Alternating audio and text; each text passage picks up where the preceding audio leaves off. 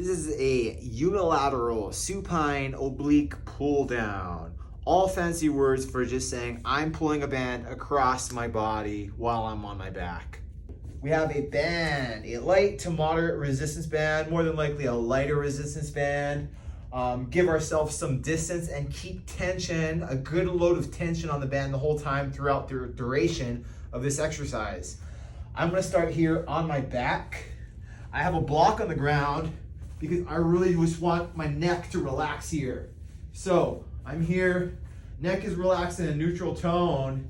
From here, I'm gonna take a sort of staggered stance on my leg. So first, I'm gonna get some tension on the band, then I'm gonna set myself up in position. So my hips, my sacrum is really gonna be that point of stability along with my shoulder blades, my scapula, right? So I'm nice and relaxed through my neck. I'm supported on my hips as well as my shoulder blades, and I'm actively rigid, and I'm creating a stabilization strategy through my torso.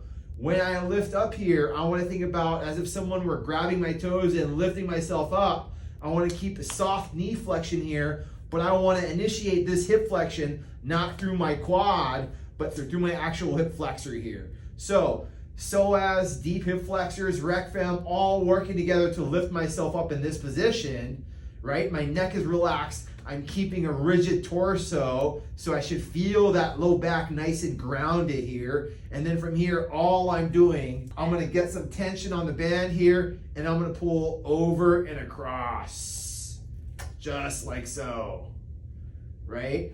For my opposite leg here, I want to make sure my knee isn't wavering out. So when I'm in this position here, I'm actively squeezing my left leg inward to keep those adductors working. Simultaneously, I'm driving my heel into the ground to get some hamstring activation.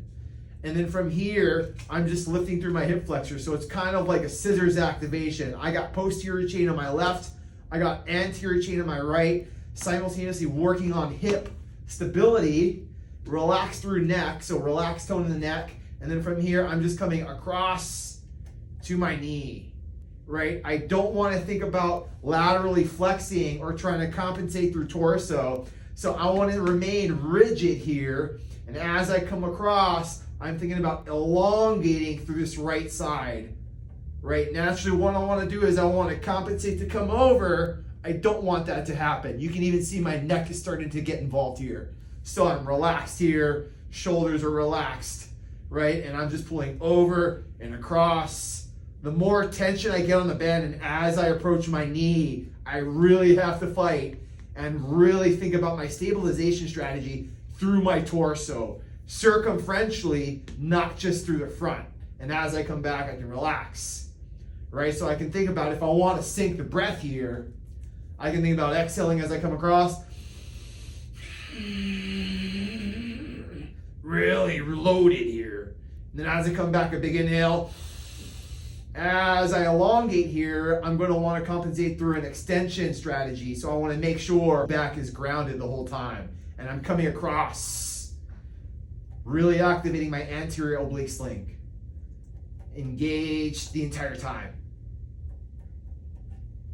And that's the supine unilateral oblique pull down.